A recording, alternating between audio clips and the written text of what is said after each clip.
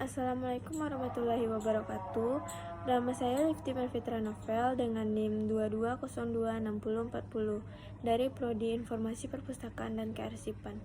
Pada kali ini saya akan membahas tentang aspek-aspek Keminangkabauan. Sebelum membahas aspek-aspek Minangkabau, budaya Minangkabau adalah kebudayaan yang dimiliki oleh masyarakat Minangkabau dan berkembang di seluruh kawasan daerah perantauan Minangkabau. Minangkabau merupakan wilayah yang sangat kental dengan adat istiadatnya. Budaya Minangkabau ini menganut sistem matrilineal, yaitu menurut garis keturunan ibu, baik dalam pernikahan, warisan, gelar adat, dan sebagainya. Aspek-aspek Keminangkabauan. Aspek-aspek yang terdapat dalam Minangkabau yaitu 1. Sejarah. Nama Minangkabau berasal dari kata Minang yang berarti menang dan Kabau yang berarti kerbau. Sejarah nama Minangkabau sendiri berasal dari ekspedisi yang dilakukan oleh Kerajaan Majapahit pada abad ke-16. Untuk mencegah peperangan, masyarakat setempat mengusulkan untuk mengadu kerbau milik mereka dengan kerbau Jawa milik pasukan Majapahit.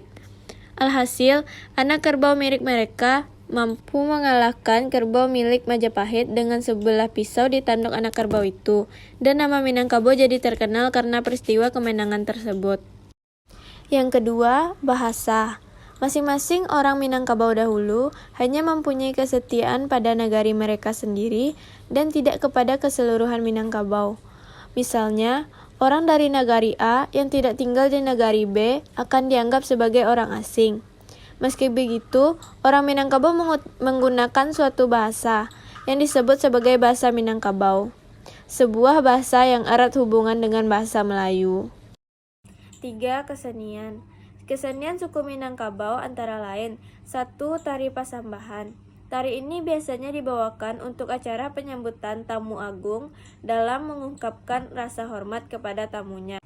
Yang kedua, Tari Piring. Salah satu seni tari tradisional di Minangkabau yang berasal dari kota Solo. Tari ini menggunakan piring. Yang ketiga, ada Randai. Randai adalah permainan tradisional Minangkabau yang dimainkan secara berkelompok dan membentuk lingkaran. Permainan ini menggabungkan seni musik, tari, dan gerakan silat. Yang keempat, ada Silek. Silek adalah sejenis silat atau bela diri yang berasal dari Minangkabau. Silek ini juga disebut dengan Silek Tuwo. Dan yang terakhir ada Salawat Dulang yang disebut juga dengan Salawet Talam, merupakan sastra lisan Islam khas Minangkabau.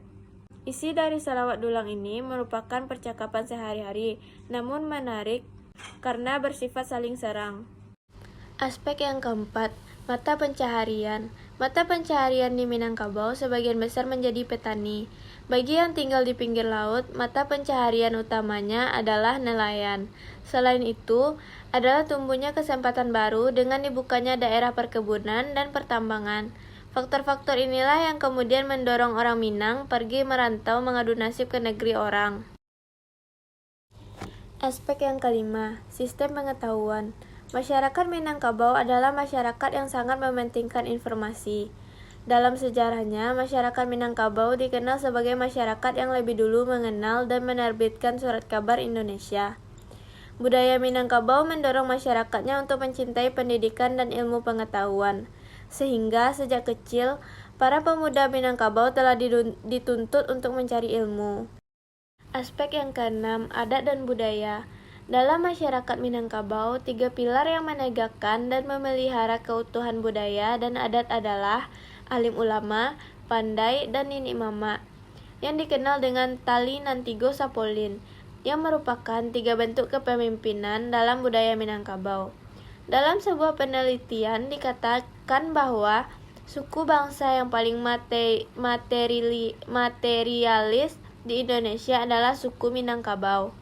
Idealnya dalam adat Minangkabau, perempuan yang sudah dewasa dan sudah berumah tangga akan berkedudukan sebagai bundo kandung, lambang keteladanan dan kehormatan.